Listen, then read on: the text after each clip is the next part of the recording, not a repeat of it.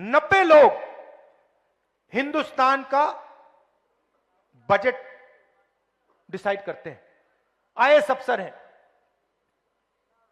भागीदारी की बात होती है, मोदी जी कहते हैं ओबीसी वर्ग की बात करते रहते हैं। बजट का हर पैसा, हर रुपया 90 लोग बांटते हैं। मैंने इनकी लिस्ट निकाली, नाम देखे, नाम पढ़े। 90 में से 3 दलित हैं। आपकी आबादी 15%, 16%, और 90 में से 3 अफसर आपके। और जो 3 अफसर हैं, ये अच्छी तरह सुनिए, जो 3 अफसर हैं उनको छोटे छोटे डिपार्टमेंट दे रखे हैं। और अगर हिंदुस्तान की सरकार 100 रुपए खर्च करती है बजट में, तो दलित अफसर 1 रुपये का निर्णय लेते हैं। 100 रुपए का नोट निकालिए। अगर 100 रुपए हिंदुस्तान की सरकार बजट में बांटती है, दूसरे हाथ में 1 रुपए का सिक्का पकड़िए। 1 रुपए की भागीदारी है आपकी। मैं बता रहा हूं बदलाव कैसे होगा, इसलिए मैं यहां आया हूं। 50% आबादी पिछड़े वर्ग की है। 3 अफसर उनके, 3 आपके, 3 उनके। 100 रुपए में से 5 सिक्के उनको पकड़ा दो। 100 रुपए में से 1 रुपए का सिक्का आपको और 5 सिक्के उनको। और आदिवासियों की आबादी 9%, उनको 1 रुपया भी मत दो, उनको फेंक के ऐसे 10 पैसे दो। मतलब सब मिलाकर, दलित, आदिवासी, पिछड़ा वर्ग, सब मिलाकर हिंदुस्तान में आपकी भागीदारी 100 रुपए में से 6 रुपए 10 पैसे। अंबेडकर जी ने संविधान दिया, इसको खत्म करने की कोशिश कर रहे हैं।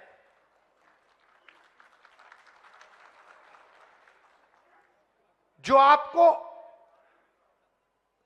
बजट में 6.5 रुपए, 6 रुपए 10 पैसे की भागीदारी, वो भी छीनने की कोशिश कर रहे हैं।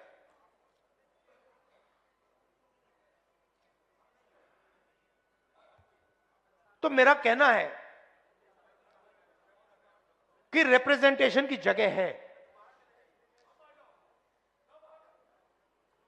मगर रिप्रेजेंटेशन जितना ही जरूरी, पार्टिसिपेशन और भागीदारी। अब सवाल उठाया किसी ने,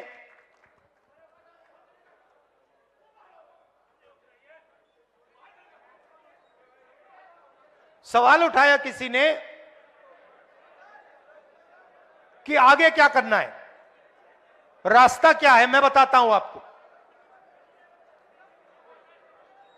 सबसे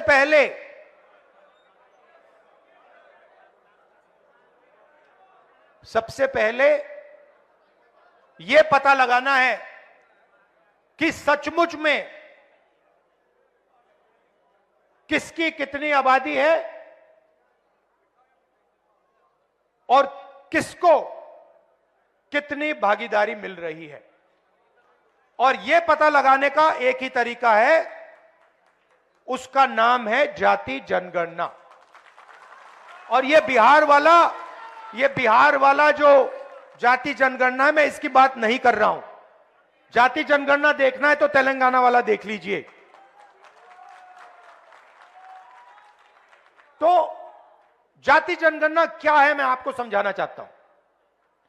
जाति जनगणना सिर्फ सर्वे नहीं है, पहला कदम है। जैसे चोट लगती है, मैडम आपको कभी चोट लगी है? हाथ टूटा है कभी आपका? आप अस्पताल गई थी, डॉक्टर ने पहले आपसे क्या कहा? एक्सरे कराना है। कहा नहीं कहा? किसी को चोट लगती है, डॉक्टर पहली चीज कहता है भाई देखो एक्सरे कराओ। तो पहला कदम एक्सरे का है। जाति जनगणना हमें यह बता देगा कि दलित कौन है, आदिवासी कौन है, पिछड़े वर्ग के लोग कौन है, माइनॉरिटी कौन है, जनरल कास्ट कौन है, गरीब जनरल कास्ट कौन है, यह सब पता लग जाएगा। उसके बाद हम दूसरा काम शुरू करेंगे। हम हिंदुस्तान की सारी संस्थाओं की लिस्ट निकालेंगे, इंस्टीट्यूशंस की लिस्ट निकालेंगे, चाहे वो जुडिशरी हो, ब्यूरोक्रेसी हो,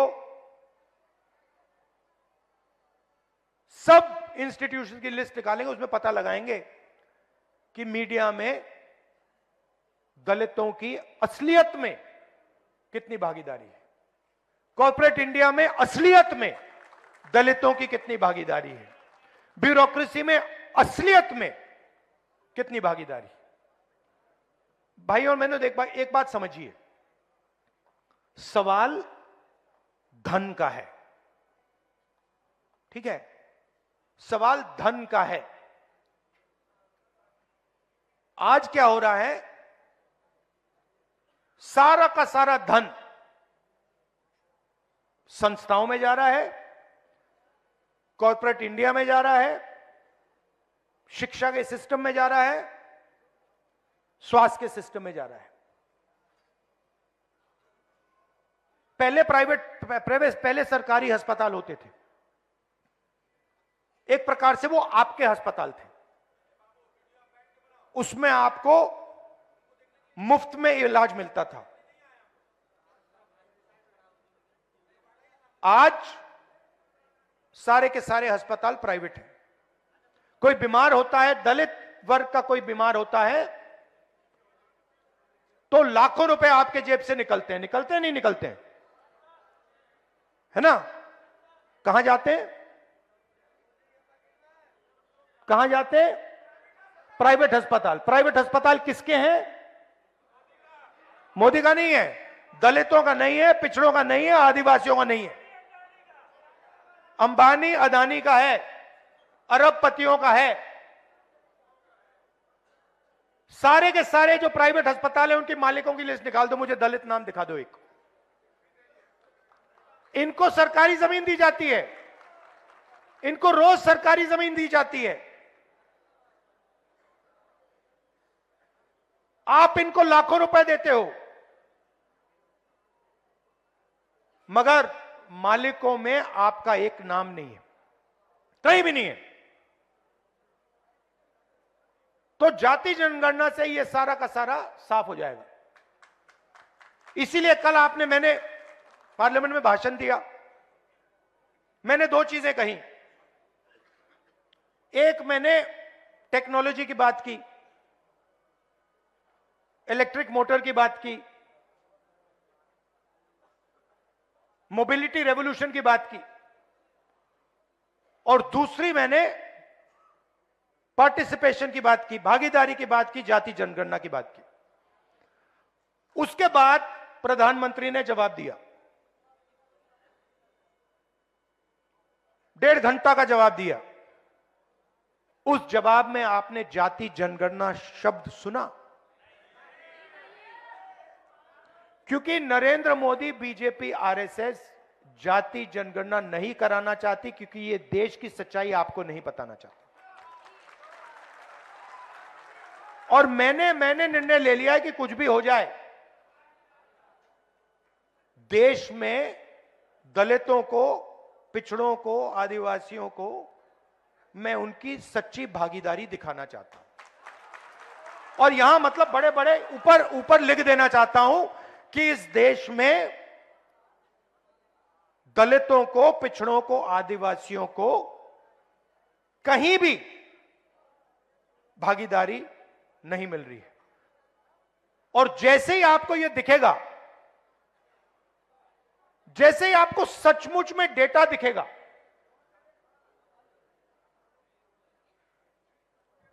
फिर हिंदुस्तान की असलियत, हिंदुस्तान का हर एक नागरिक, हर एक दलित, हर एक पिछड़े वर्ग, हर एक आदिवासी सब समझ जाएंगे। और फिर एक नई तरीके की राजनीति, एक नया तरीके का विकास शुरू होगा।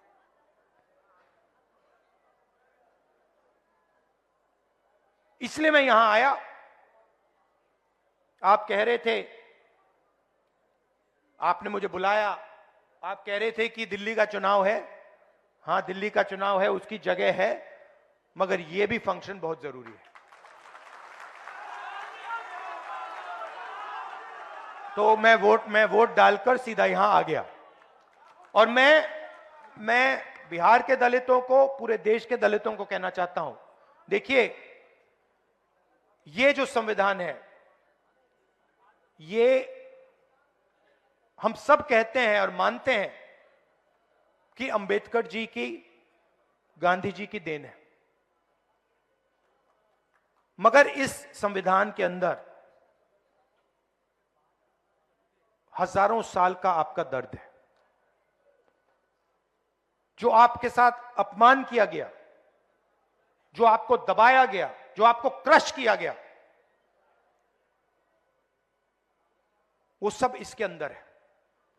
और यही आपको एक नया भविष्य दे सकता है, यही आपको बचा सकता है, और यही आपको देश में भागीदारी, सच्ची भागीदारी दे सकता है। इसीलिए बीजेपी और आरएसएस के लोग इसको खत्म करना चाहते हैं, क्योंकि वो जानते हैं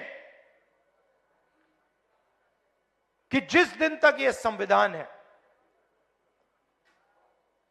उस दिन तक हिंदुस्तान के गरीब लोगों को, दलितों को, पिछड़ों को, आदिवासियों को नहीं दबाया जा सकता है। ये इसको सामने से नहीं मारते हैं। ये आप मत सोचिए कि इसको सामने से मारते हैं। सामने से, इसके सामने ये मत्था टेकते हैं। सामने मोदी जी यूं करेंगे और फिर अपना काम चालू कर देंगे। अंबेडकर जी के सामने आरएसएस के आजकल सब नेता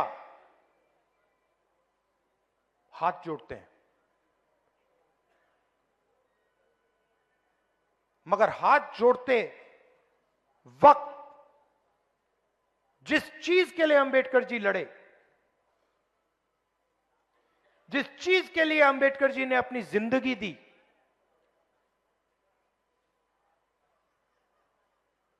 उसको रद्द करते हैं, उस पर आक्रमण करते हैं, उसको खत्म करने की कोशिश करते हैं। दलितों की स्कॉलरशिप्स, बाबा साहब ने कहा था एजुकेट। आदिवासियों की, दलितों की स्कॉलरशिप्स को खत्म कर देते हैं, रोहित वेमुला को मार देते हैं, और फिर अंबेडकर जी के सामने जाके हाथ जोड़ते हैं। इसका कोई मतलब नहीं है। तो मैं ये आपसे कहना चाहता था कि हम आपके साथ हैं, और मैं ऐसा दिन देखना चाहता हूं जब हिंदुस्तान की हर संस्था में, हर सिस्टम में, लीडरशिप लेवल पे, कोने में नहीं, पीछे नहीं, लीडरशिप लेवल पर दलित, आदिवासी, पिछड़े लोग दिखें। मैं देखना चाहता हूं, मैं वो दिन देखना चाहता हूं जब हिंदुस्तान की टॉप 10 कंपनीज का मालिक दलित, पिछड़े वर्ग से हो, आदिवासी वर्ग से हो। और मैं उसके लिए लड़ रहा हूं और लड़ता रहूंगा। आप सबका बहुत बहुत धन्यवाद कि आप यहां आए। धन्यवाद, नमस्कार, जय Hind. Stay ahead with our cutting-edge news app. Instantly access the latest shorts in just 1 minute and breaking news in just 50 words. Download now for a smarter, faster news experience.